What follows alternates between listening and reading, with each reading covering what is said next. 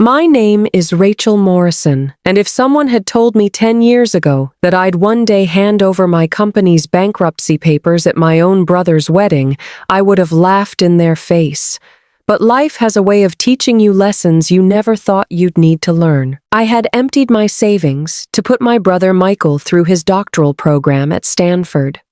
When he returned to Seattle, his first act was to demand that I hand over my position as CEO of the company I had built from nothing. At his wedding, standing before 300 guests, he took the microphone and announced with a confident smile, "My sister has limited capabilities. From now on, my wife Amanda will be managing the company." I applauded along with everyone else, then calmly walked to the head table and placed a stack of bankruptcy liquidation documents in front of them. "Oh, I forgot to mention," I said, my voice carrying clearly through the suddenly silent ballroom. "The company became insolvent 3 months ago. What you're inheriting is $7,500,000 in debt. It all began on the night of our company's public listing celebration. I had been working until 3 in the morning at the Fairmont Hotel in downtown Seattle when my mother, Patricia, called. The exhaustion in my bones was nothing compared to what was coming. "Rachel, your brother Michael is flying into Seattle tomorrow. Make sure you pick him up from the airport," she said, without preamble.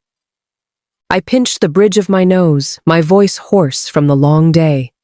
"Mom, I have 3 merger meetings tomorrow. I can send the driver." "A driver? Can a driver represent the warmth of family?" Her tone immediately turned sharp with disapproval. "Michael is your own brother, graduating with his doctorate from Stanford. As his sister, don't you think you should be there in person?" Her words continued in that familiar tone of guilt and expectation. "For 6 years, you've paid for his tuition and living expenses. Now that he's returning with his education complete, shouldn't you be happy for him?" I should have been happy, if only I hadn't seen the messages he'd been posting in our family WhatsApp group for months. Finally heading back to Seattle, I'm so tired of living like a dependent all these years. The money my sister gives me is nothing compared to what she could afford. Her company makes millions annually. What's wrong with spending a little on me? Once I take over the company, the first thing I'll do is replace all those old employees. They annoy me just looking at them. I closed the group chat and took a deep breath, watching the early morning Seattle skyline. Fine, I'll pick him up. After hanging up, I stood on the empty downtown street and checked my banking app. The balance showed barely 5 figures. Yes, the company had gone public, and its value had multiplied dozens of times over.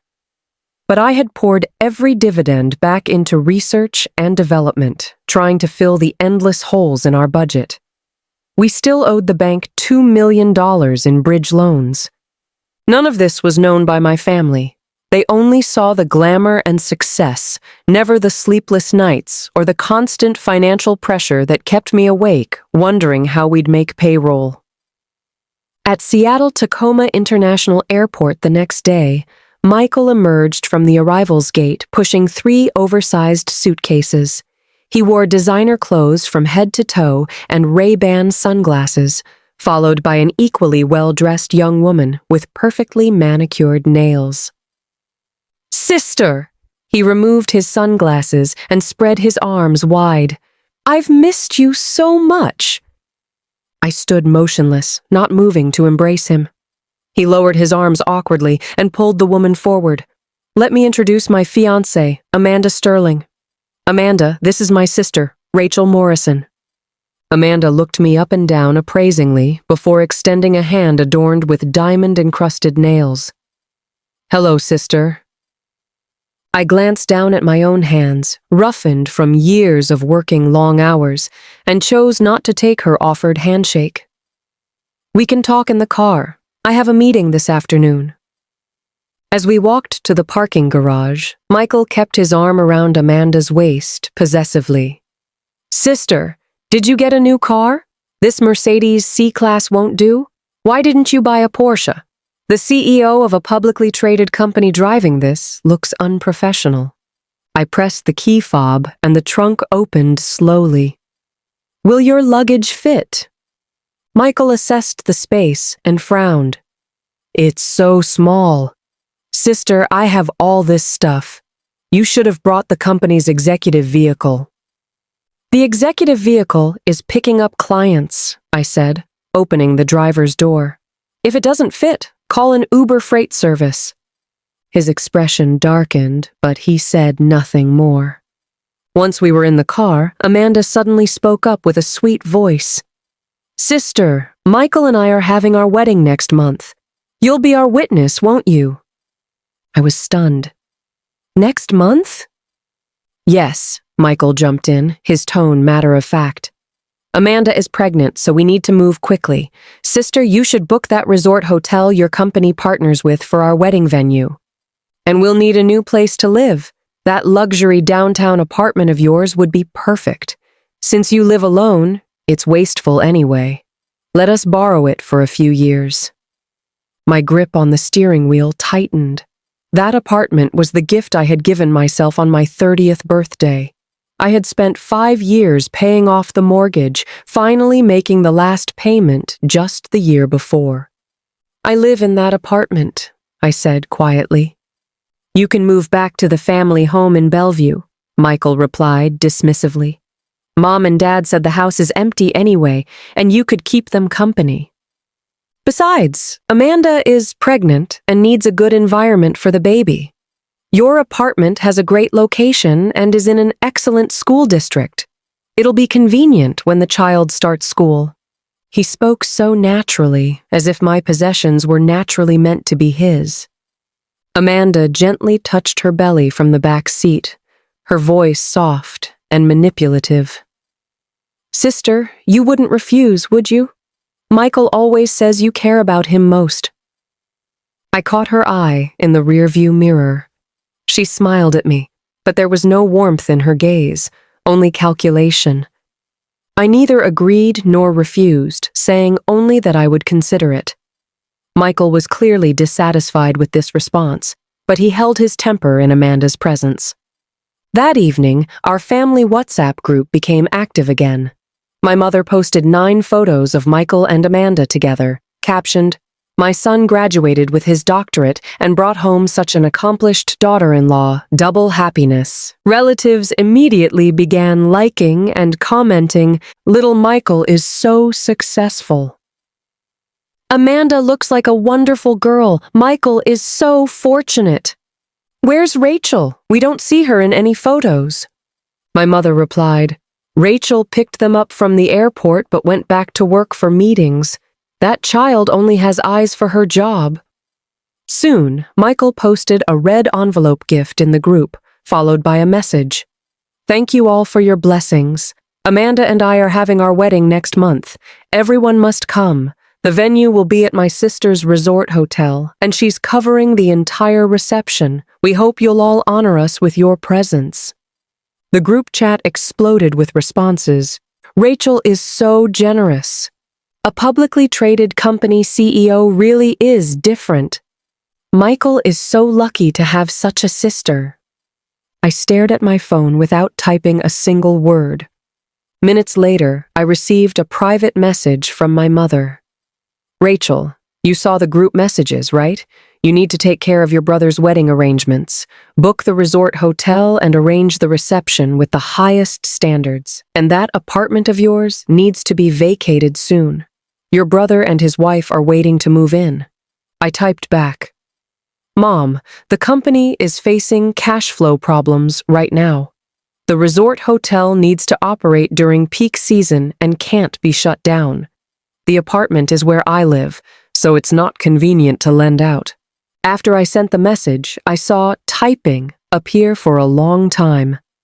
Finally, a voice message came through. I opened it to hear my father Robert's angry voice. "Rachel, how can you be so selfish? Your brother finally comes home and wants to get married, and you won't support him. Your company, your apartment. Would you have any of this without family support?" Let me tell you, this isn't up for discussion. The wedding must be held at your resort hotel, and you must give up the apartment. If you don't, then don't bother calling me your father. After the voice message ended, my phone buzzed again. Michael had sent a text. Sister, Mom and Dad are getting old. Don't upset them. I'm thinking of you too. You should hand the company over to me and retire to enjoy life. How nice would that be? Amanda's family is in real estate development. Her father said that as soon as Amanda and I marry, he'll invest $5 million in our business. With new capital, won't the company develop even faster? You're a woman. Don't be so stubborn. You'll get married eventually, and won't the company end up going to a Morrison family member anyway? I stared at my phone screen, laughed bitterly, and felt my eyes begin to water. The next morning, I went straight to my lawyer's office. My attorney was an efficient, middle-aged woman named Lisa Patterson. I briefly explained the situation. Patterson adjusted her glasses. Ms. Morrison, what exactly are you requesting? First, I want to draft a will. If anything happens to me, I want all my assets donated to a foundation supporting girls' education. Second, draft an agreement stating that I voluntarily transfer my CEO position to Michael Morrison, but before the transfer, he must provide personal guarantees for the company's existing debts. Patterson's pen paused. Debt guarantees? Yes. I pushed the financial statements across to her. The company currently has $7,500,000 in outstanding debt, mainly development loans and supplier payments. She flipped through several pages, her frown deepening. Miss Morrison, does your brother know about this situation? He doesn't know. I leaned back in my chair. My family thinks the company has been nothing but profitable since going public. No one has ever asked whether things were difficult for me. Patterson was quiet for a moment. If your brother signs the guarantee agreement, the company's debts will transfer to him and his family.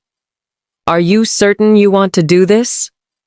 I looked out the window at the Seattle skyline. Half of that view represented the youth I had sacrificed building my company. But now, someone wanted to take it all without lifting a finger. I'm certain. As I left the law office, Michael called. Sister, where are you? Amanda and I are at the company, but your receptionist won't let us in. I checked the time. I'm out at a meeting. You should go home. Come on, we're already in the lobby, Michael said impatiently. Call your receptionist and let us come up. I am the future boss, after all. I need to familiarize myself with the environment. I closed my eyes. Fine, I'll have my assistant come down to get you. 30 minutes later, I returned to the company. Before I even reached my office, I could hear Michael's voice coming from the conference room. This decoration is so outdated, it needs to be completely redone. Amanda likes modern minimalist style. Everything should be changed to white. And these employees, they all look so lifeless. We need to hire young, energetic people. By the way, where is my sister's office? Show me. I pushed open the door. In the conference room, Michael was sitting in my chair with his feet propped up on my desk. Amanda stood by the floor-to-ceiling windows taking Instagram photos. Several executives stood nearby looking uncomfortable. Ms. Morrison, they said when they saw me, as if I were their salvation. Michael turned around, but instead of getting up, he kept his feet on my desk. Sister, you're back? Amanda and I were just looking around the company and giving you some suggestions. I walked up to him. Get up. He looked confused. What? I said get up from my chair. My voice wasn't loud, but the entire conference room fell silent.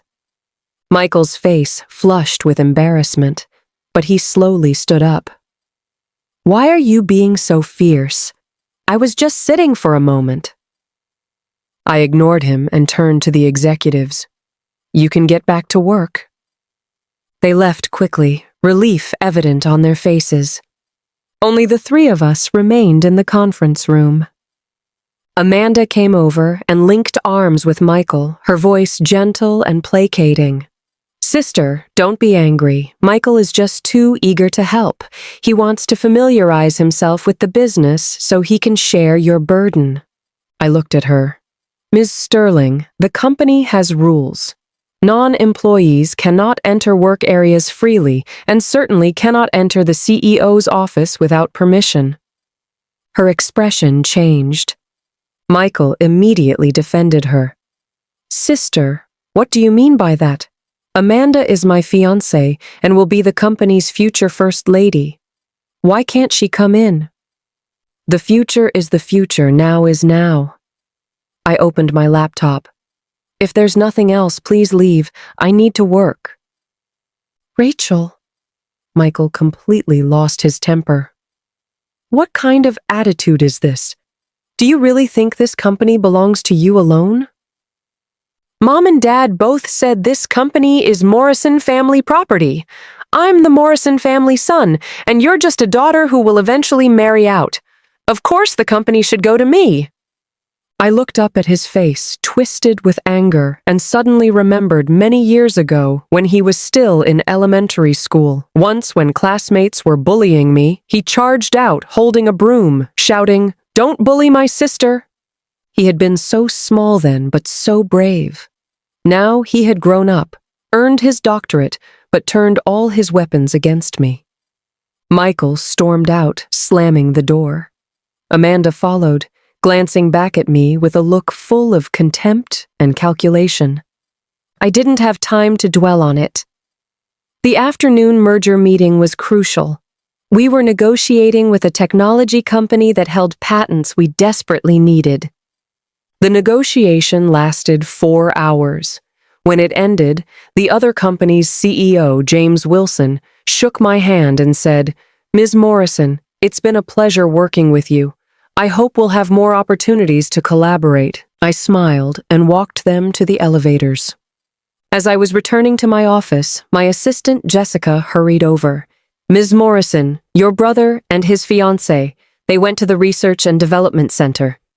My heart sank. The R&D Center was the most sensitive part of our company, housing all our unreleased technologies. "Who authorized that?" "They said it was on your orders, that they wanted to tour the company." I didn't wait for her to finish. I grabbed my car keys and headed for the exit. When I reached the R&D Center, Michael was holding a prototype and arguing with one of our engineers. "This design is ugly. It needs to be changed. Amanda says young people today prefer rounded edges. Who's going to buy something this boxy?" Tom Rodriguez, one of our most dedicated engineers, was sweating nervously. "Mr. Morrison, this design was determined through 300 experiments to be the optimal structure. We can't just change it arbitrarily." "What do you mean optimal? I'm in charge." Michael slammed the prototype down on the table. "My sister said I'm running things now, and you all have to listen to me." "When did I ever say that?" My voice came from the doorway. Everyone turned to look at me. Michael was startled at first, then became defiant. "Sister, perfect timing. These people are too rigid. They won't listen to any of my suggestions." I walked over and picked up the prototype he had thrown on the table. "This is a core component for our next generation product. The development team spent 2 years perfecting it." I looked at him. "What gives you, a business major, the right to demand changes?" "Because I'm your brother, because this company will be mine." His voice rose. "Rachel, don't push your luck. Mom and Dad are both on my side. Can you fight all of us?" The research center fell completely silent. All the engineers stopped their work and watched us. I handed the prototype to Tom, then looked at Michael. "You want to take over the company? Fine. Come to my office tomorrow. We'll sign the agreement." Michael was stunned. He probably hadn't expected me to agree so readily. "Really? Really?" "Really." I turned to leave. Bring your fiancé and call mom and dad too. If we're going to do a handover, it should be official. On my way home, I received a call from my mother Patricia, her voice full of excitement. Rachel, your brother says you're going to give him the company? That's the right thing to do. Families should stick together. Don't worry, your brother won't treat you poorly. Once the company stabilizes, he'll arrange a comfortable position for you. You'll still draw a salary. I was driving through heavy traffic. Mom, do you remember that rich man you wanted me to marry in my senior year of college? Silence on the other end. You said his family was wealthy and marrying him would secure my future. I said I wanted to start my own business, and you said women don't need to start businesses. Better to find a good husband. Later, I used my scholarship money and $3,000 from part-time jobs to register the company. The first year, I lost everything, and you told me to come home and go on blind dates. The second year, when things finally started improving, you took my rent money to buy Michael the latest iPhone. The third year, when the company needed to expand, you made me give up the office and work from home, using the saved rent to pay for Michael's GRE prep course. I paused. Mom, the company got to where it is today because I fought for it with my life. The Morrison family name, and you, had nothing to do with it. Heavy breathing came through the phone. Why are you bringing all this up? The family raised you all these years. Isn't it right for you to give back? Michael is a boy who will carry on the Morrison family name. If you don't help him more, who will? Besides, you're a woman. What do you need so much money for? You'll belong to someone else's family eventually. I hung up the phone, pulled over to the side of the road, and put my head down on the steering wheel. My shoulders shook, but I didn't cry out loud. Crying never solved anything, it never had. The next day, Michael and his entourage arrived at my office right on time. Not only were my parents Patricia and Robert there, but Amanda's parents William and Helen Sterling had come as well. It was quite a show. Michael wore a custom-tailored suit with his hair perfectly styled. Amanda held his arm, wearing a loose dress that clearly showed her slightly protruding belly. "Sister, we're all here," Michael said with a triumphant smile. "Where's the agreement?" I pulled 2 documents from my drawer. One was the CEO position transfer agreement. The other was the debt guarantee agreement. Before you sign, there are some things that need to be explained. I pushed the documents toward him. The company currently has $7,500,000 in outstanding debt, mainly bank loans and supplier payments. If you take over the company, you'll need to assume these debts as well. The office fell completely silent. Michael's smile froze on his face. $7,500,000? That's right. I opened the financial statements. Here's the detailed breakdown. You can review it. He grabbed the statements, his face growing paler as he read. This is impossible. Didn't the company go public? How could we owe so much money?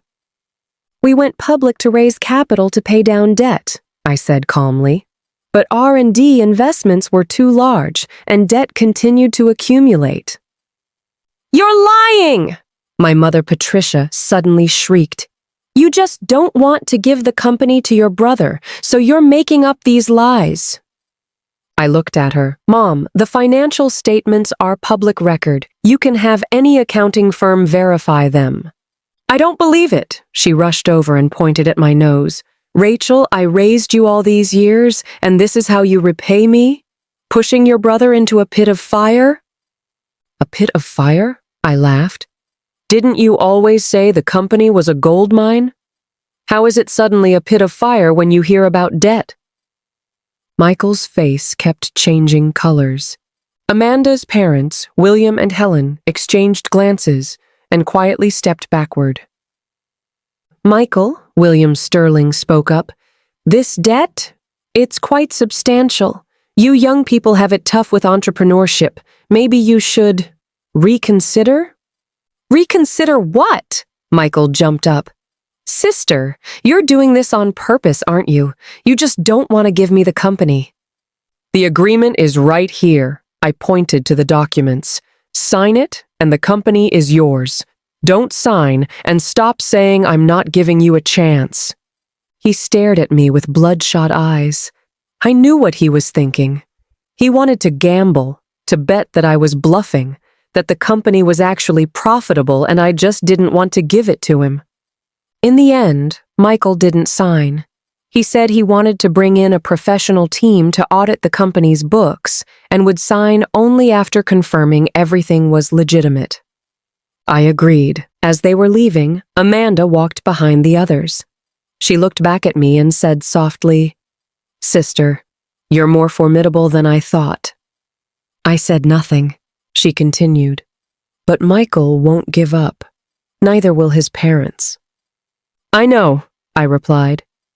She smiled and turned to follow the others. After they left, my assistant Jessica came in. Ms. Morrison, the board of directors. Suppress it, I rubbed my temples. Give me 1 more week. 1 week later was Michael and Amanda's wedding. They had ultimately decided not to use my resort hotel and chose a 5-star hotel instead. On the wedding day, I still attended, wearing a simple black suit with no makeup. When I arrived, the ceremony had already begun. Michael stood on stage with the microphone, making heartfelt vows. Amanda, meeting you was the greatest fortune of my life. For you, I will work hard and give you the best life possible. Today, in front of all our family and friends, I want to announce some wonderful news. He looked down at the audience, his gaze finding mine. His lips curved into a smile. My sister, Rachel Morrison, has decided to transfer all her company shares to me. Starting today, I will officially take over the company and lead it to new heights. The crowd erupted in gasps and murmurs. All eyes turned to me, some surprised, some envious, others gleeful at potential drama. My parents sat at the head table, beaming with joy. Michael stepped down from the stage and extended his hand to me. Sister, come up and say a few words. I looked at the smugness in his eyes and slowly stood up. Walking onto the stage, I took the microphone. First, congratulations to Michael and Amanda on their wedding. Applause filled the room. I waited for it to die down before continuing. Regarding the share transfer, I am indeed considering it. Michael's smile grew even brighter. However, I changed my tone. There's something that needs to be clarified first. The company currently has $7,500,000 in outstanding debt. If Michael takes over, he will need to provide personal guarantees for these debts. I've had my lawyer draft a guarantee agreement. As soon as he signs it, the share transfer can proceed immediately. The audience exploded. $7,500,000. The number hit the wedding celebration like a bomb, shattering all the joy. Michael's face went white instantly. What are you talking about? The financial statements are right here. I pulled a document from my purse. Any interested family members can take a look. My parents, Patricia and Robert, rushed onto the stage. Rachel, have you lost your mind? This is your brother's wedding. I'm too awake. I looked at them. I've been awake for 30 years, and today I'm tired of pretending to sleep. Amanda's parents, William and Helen, also came up. In-laws, what's going on? Didn't you say the company was very profitable? This debt, Michael absolutely cannot sign. If he signs, his life will be ruined. The scene descended into complete chaos. Michael stood on stage like a fool, looking at me with pure hatred in his eyes. Rachel, you've ruined my wedding. I nodded. Yes, I have. just like you wanted to ruin my life." I left, abandoning the chaos behind me. As I exited the hotel, I received a call from Patterson, my lawyer. "Ms. Morrison, as you instructed, the bankruptcy liquidation application has been submitted to the court." "Good." "Also, your brother called me asking if the guarantee agreement could be modified." "No." I opened my car door. "Either sign it or get lost." I hung up and looked at myself in the rearview mirror. My eyes were bright, like they were on fire.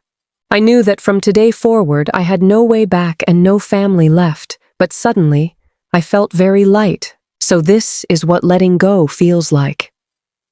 The day after the wedding disaster, Michael came to find me, not at the company, but at my front door. When I opened it, his eyes were bloodshot, as if he hadn't slept all night. "Sister, let's talk." I stepped aside to let him in. He walked to the living room but didn't sit, just stood there. "That's $7,500,000 in debt. Is it real?" "It's real." I poured a glass of water and set it on the coffee table. "You can verify it yourself." He was quiet for a long time. If I sign the guarantee agreement, can you ensure the company will be able to pay off the debt?" I looked at him. "I can't guarantee that. Business is like warfare. No one can guarantee anything." "Then why would you make me sign?" His voice shot up. "Do you want me in debt for life?" "You're the ones who want the company," I said calmly. "If you want it, you have to accept the risks. That's fair." "Fair?" He laughed bitterly.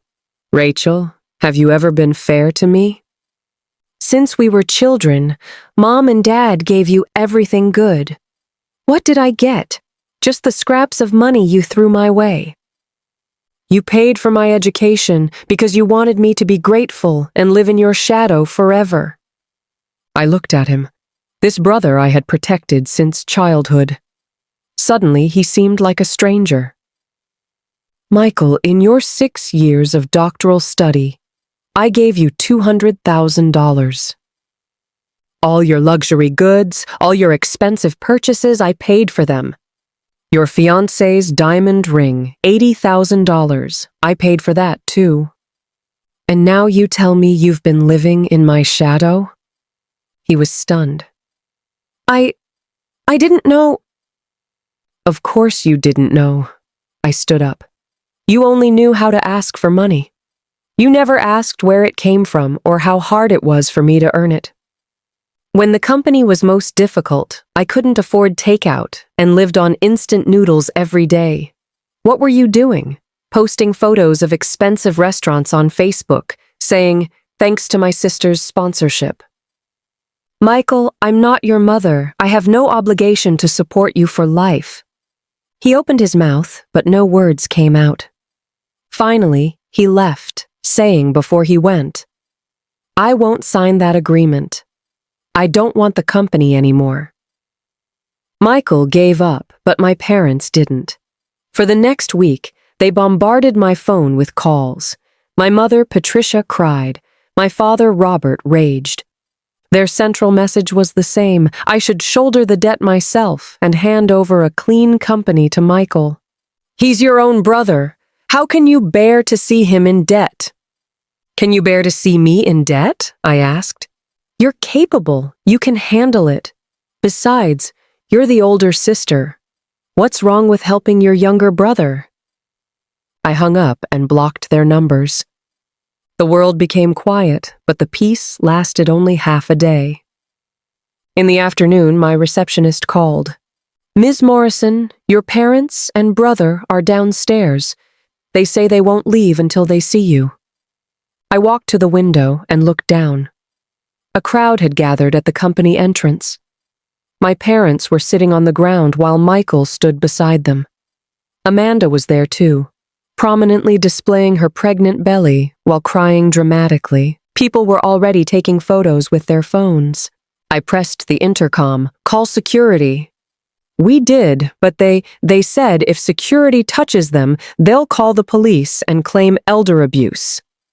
I closed my eyes. I'll go down.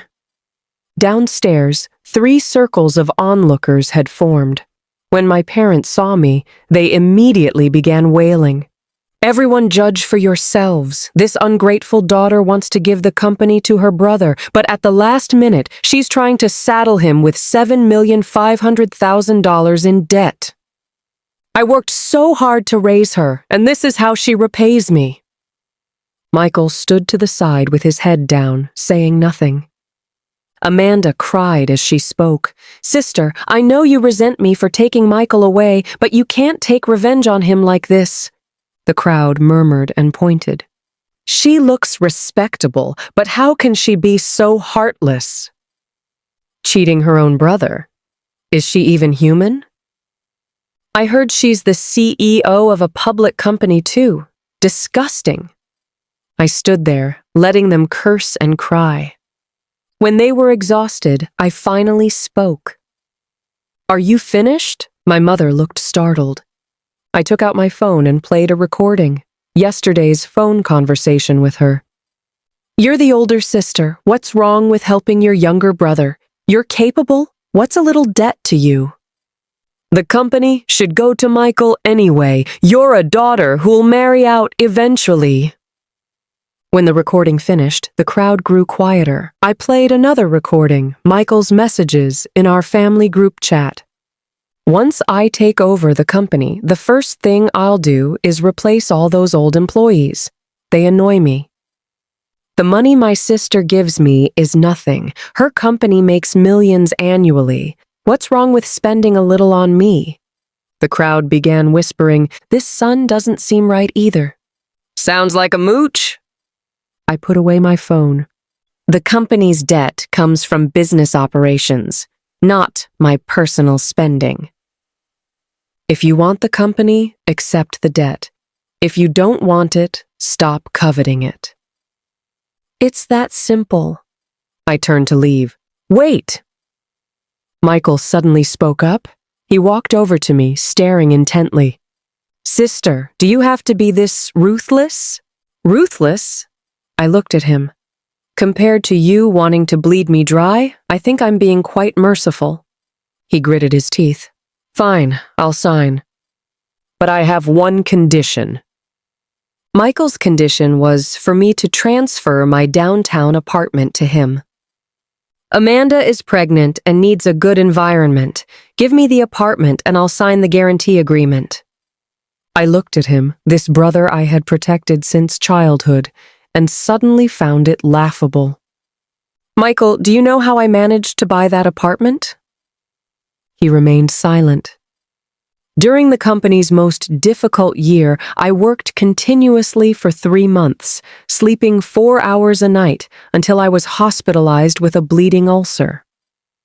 The doctor wanted me to stay in the hospital, but I didn't because the hospital bills were too expensive. I left the hospital and continued working. 3 months later, the company secured its first round of funding. I used that money as a down payment for the apartment. For the next 5 years, I paid $8,000 monthly in mortgage payments until I finally paid it off last year. I smiled slightly. "And now you think one sentence from you can take it away?" "I'm your brother," he shouted. "It's just an apartment. Is it really worth all this?" "Yes," I said, "because it's mine. Not something you gave me out of charity, not something I stole or robbed, but something I earned with my own blood and sweat." "No one can take it away." Michael's face contorted with rage.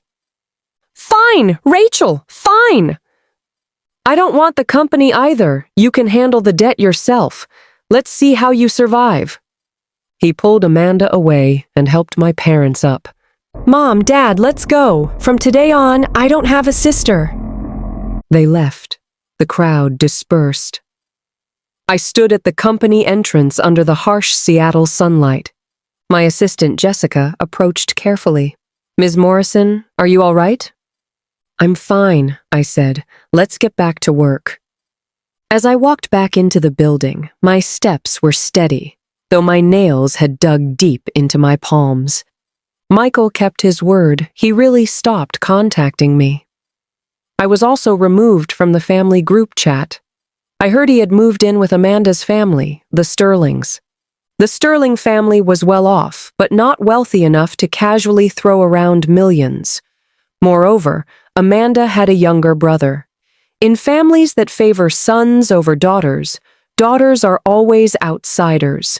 These were just things I heard. I no longer cared. The company's bankruptcy liquidation was still in process, but there was a new development. The technology company from our earlier merger, impressed by my abilities, decided to invest in my new venture. A new company, a new team, no debt, no baggage. I resigned from my position at the public company and focused entirely on the new venture.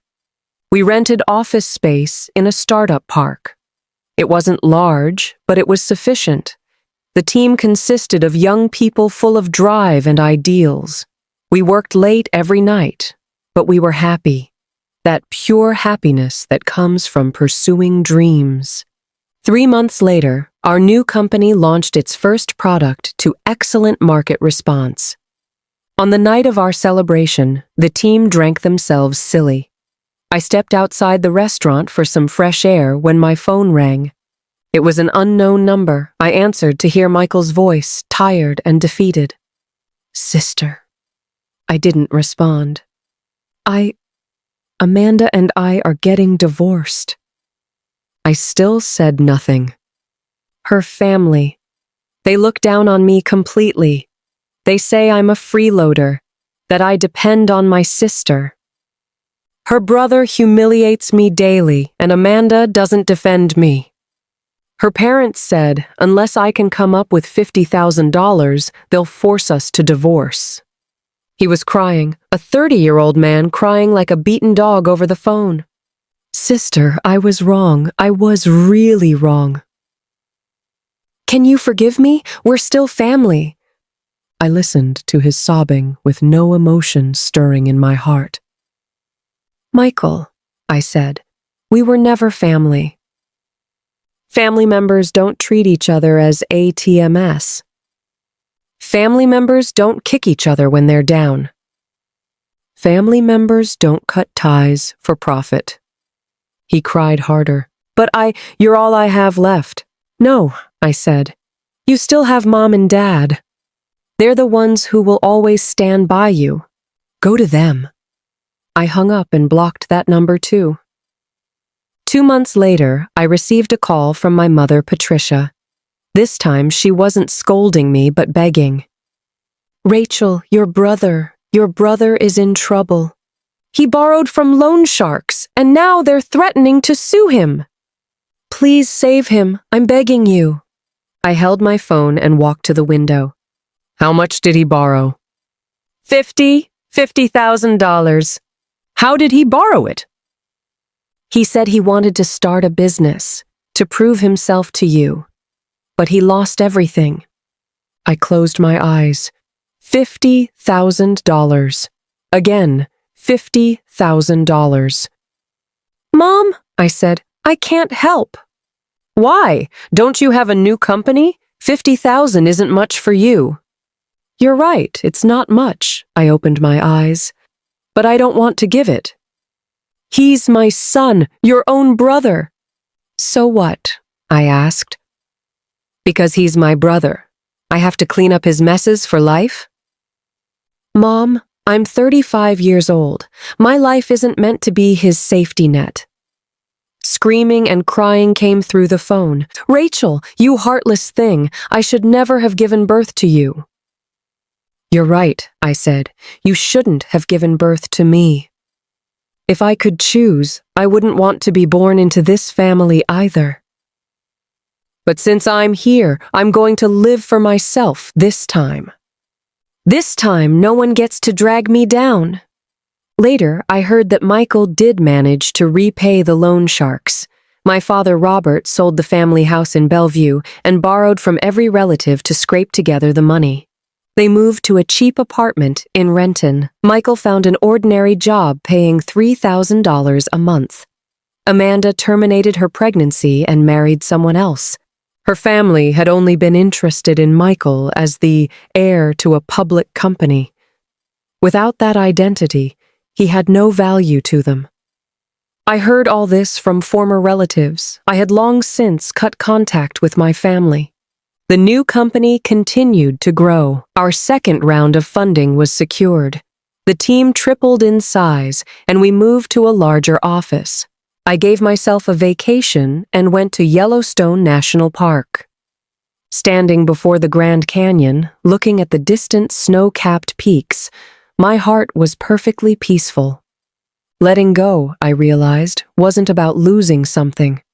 It was about gaining something. On my flight back from Yellowstone, I encountered Michael at Seattle Airport. He had lost a lot of weight and wore an ordinary jacket carrying a food delivery bag. When he saw me, he froze momentarily, then turned to leave. "Michael," I called out. He stopped but didn't turn around. "How are you doing?" I asked. He was silent for a long time. "I'm doing well." "Good." Neither of us said anything more. The airport announced my flight was boarding. "I'm leaving," I said. "Sister!" He suddenly spoke. I turned back. He kept his head down, his voice barely audible. "I'm sorry." I looked at him. This brother I had once protected with everything I had. Now he was like grass bent by the wind. "It's all in the past," I said. Then I turned and walked toward the boarding gate without looking back. At the end of the year, the new company held its annual party. I drank quite a bit, but wasn't drunk. After it ended, I walked alone along Puget Sound Bay. The sea breeze was cold, but the air was fresh. My phone rang. It was my mother, Patricia. After hesitating, I answered. "Rachel," her voice sounded very old, "Christmas is coming. Will you come home?" I looked at the lights across the water. "No." "Oh." She was quiet for a long time. "Then, take care of yourself." "I will." "Your brother. He's much more grounded now. His job is stable." Your father. He's not doing well. His heart condition is acting up again." I didn't respond. "Rachel, Mom was wrong before. I'm sorry." Her voice carried tears. "I shouldn't have favored boys over girls, shouldn't have always thought of your brother first. I was wrong, really wrong." I listened to her crying, my eyes stinging, but dry. "It's all in the past," I said. "Can we start over?" she asked cautiously. I looked toward the horizon. Ships moved across the water with lights reflecting and scattering on the surface. "Mom," I said, "some paths, once taken, can't be retraced. But we can still move forward. Each of us moving forward separately." I hung up and continued walking along the bay. My phone buzzed with a message from my assistant Jessica. "Ms. Morrison, Merry Christmas." I smiled and replied, "Merry Christmas." Then I put away my phone and walked into the night. Ahead, the lights were bright, and I could finally travel light. Seattle nights are quiet, occasionally punctuated by seagull calls. I remembered my dreams when I first came to this city years ago. Back then, I was full of hope, believing that hard work would be rewarded and that blood was thicker than water. Now I still had hope, but I had learned to live for myself. Some people are destined to teach you about growth through their presence in your life. Some paths must be walked alone. I no longer looked back because a broader world awaited me ahead. This is my story, a woman's awakening, a woman's rebirth. On this night of brilliant lights, I finally truly belonged to myself.